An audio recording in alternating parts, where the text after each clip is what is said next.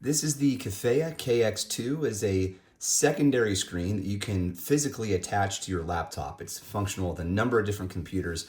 In this image, this looks like a MacBook Pro. I'm going to be using a MacBook Pro, so that's convenient, but you can connect it to Windows laptops as well. It's just as long as you have the right connectivity type, you're going to be fine. And that's going to be USB-C or HDMI. You can also connect it to other devices like a Nintendo Switch or a Steam Deck, a PS5, you name it. Now the price on this is $140. It's available on Amazon. I'll put a link in the description that isn't monetized. It's on sale right now as I'm recording this for just $100. But, you know, that could change at any time. I'll do my best to get this out right away, and hopefully you can take advantage of the sale if you find it interesting. I reviewed some other Kefeya monitors in the past too, like just with different specifications or multiple displays.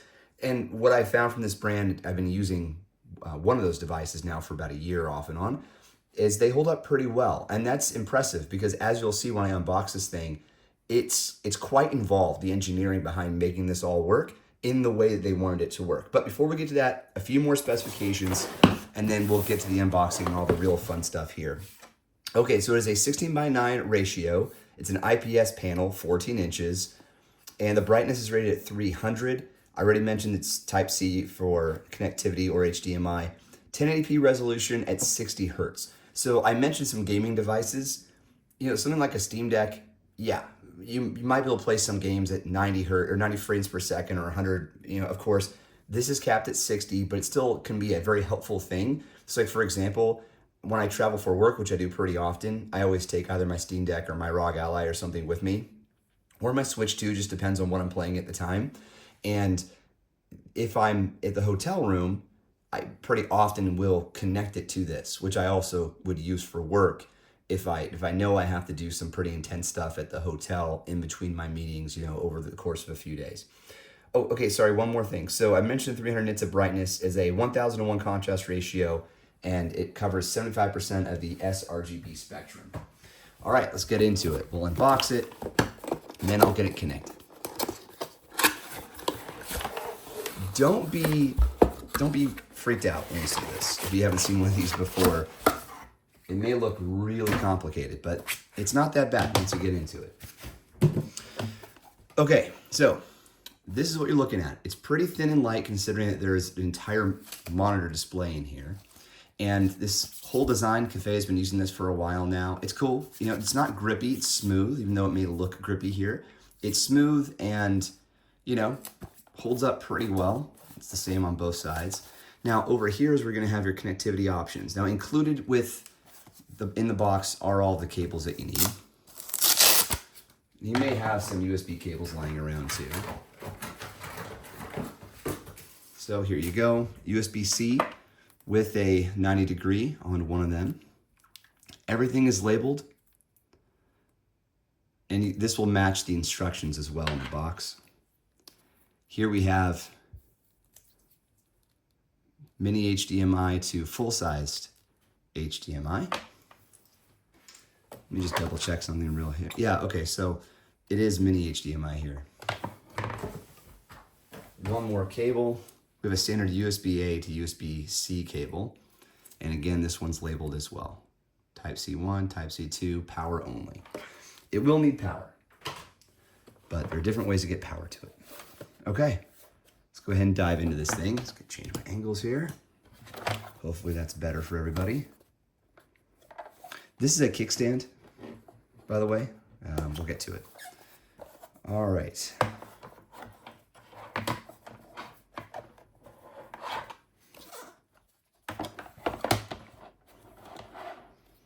There's our kickstand.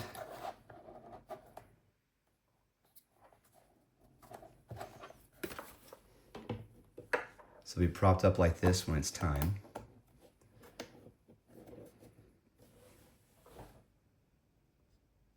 Okay, so we just open it up like this. All right, there we go. Now, on this side is the actual display. And this whole thing will just tear off. And then over here is your mounting bracket. Okay, this will be behind your laptop. So I usually keep this styrofoam so that when I'm not using it, I can protect the display. I don't know if they actually recommend doing that, but it's worked for me. All right, some instructions here, make sure you don't get pinched when you're doing this. It says always make sure the small flap closes properly, that's this one, before storing the screen or you could damage the display. Please retract the pull-out rod slowly to avoid pinching your fingers. All right, so that's this part here, right? So depending on the size of your machine, your laptop, you may need to create some tension. Well, sorry, that's not coming into frame. You may need some tension. So if your laptop screen comes to here, oops, there you go. It'll just kind of put pressure on your display. I've only used this with Macs and Lenovo computers. The Lenovo ones, depending on which one I've tested with, it could be either metal display, like metal chassis frames around the display, or it could be plastic. MacBooks, of course, are metal. So anyway, point is, I haven't had any issues with damage to the display. Okay, and there we go. Now we're about to get into it, I promise. Just want to give you a tour of the device. Okay, this will be your control for on-screen displays. It has a rubber coating on top of it, the rubber buttons. I'm not going to close it all the way because I just don't want to damage the screen at all. Okay, all right, so kickstand's up, that's out. Let me get logged into my computer. All right, so you don't have to, it's not like required that you actually use the tension and mount it to your display like that if you don't want to. Okay, but if you did want to, you want to make sure the sides here, that the laptop monitor is underneath those hooks, the top hooks, and then there's that tension on the side. So now it's all connected, and I have this additional display that I can close or open. Now what I need to do first is get connections. So I'm gonna get this in focus for you. And pull out the USB-C cable. Here we go. Just a second. Okay, so on a MacBook Pro, you've got USB-C cables on either side. I'm gonna use the 90-degree angle, and remember there are labels on these. So this one says it's for a Type C1 or Type C2. So what you can't see until now is that they're also labeled here. You can remove this sticker if you don't like the look of it, but I don't know why you would. It's totally fine to do it this way. Okay. Connect it to the first one, and then plug it into my monitor. There's my Mac. And there it is. So you can move it out if you want to have more space for viewing, or less space. Maybe you just want a little bit of privacy, so you're on your plane and you want the person next to you to see what's on this screen. I don't know, you probably wouldn't do that. But you can see that, Mac just detects it right away. And of course, you can go into your settings and you can change where the monitor is laid out in terms of your overall arrangements. But as of now, it works just as you would expect. So I can go into here, go to my display settings. That's for screen mirroring.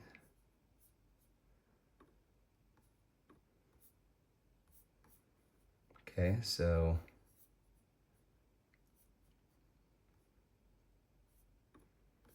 there's the KX2 automatically detected. By default, it was at a low resolution, so I'll bump it up just to make it better. And then I'm gonna hit the arrange button and change where it is. I'm gonna move it to the side, and Mac will remember this. It's not perfect orientation, not yet. We'll get it there. Okay, good. So now it's coming through. Now it's 16:9 aspect ratio rather than the 16:10 you get on the Mac. So it's not gonna be a perfect, just slide your cursor across, but as you can see, it totally works. And the comparison to a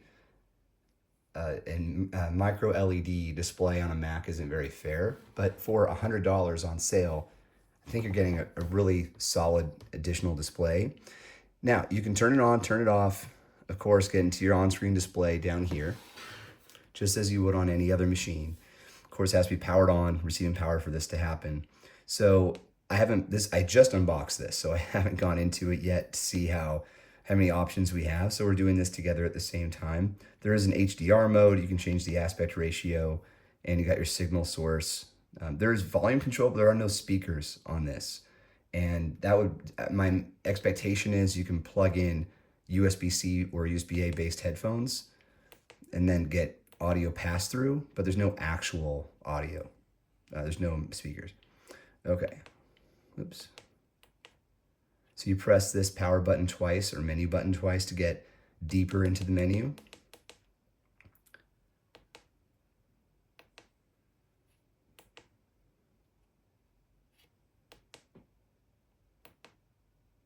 Okay, I'm not too sure what DCR is.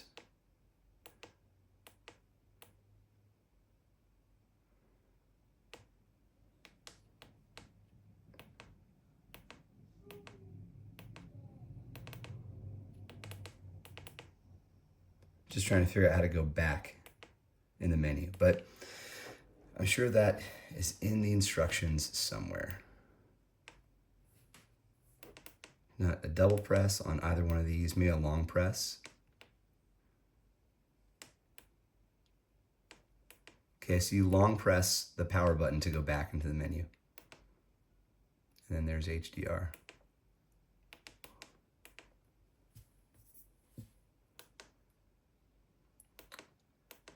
Oh, that actually is definitely different.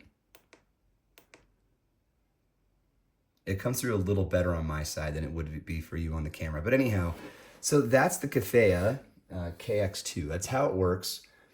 Really easy to use, very easy to disassemble too or remove. Don't worry, I didn't pinch my fingers. And just like that, I'm done. Take my cable out, put it back together, and I've got my device. But you see how there's a gap there? And, it's gonna be traveling like this. And there's also this guy here, remember it said make sure it lays flat. It's not gonna stay flat unless there's a little bit of pressure on it. So that's why I like to keep this here, just to give it a little bit of extra protection. If you can get a thicker piece of styrofoam, that'll probably be even better. But there you go. Now it's all been put away. So yeah, that's the Kefeya KX2. Hope you found it helpful. And thanks to Kefeya for sending it over. We'll see you on the next one. Cheers.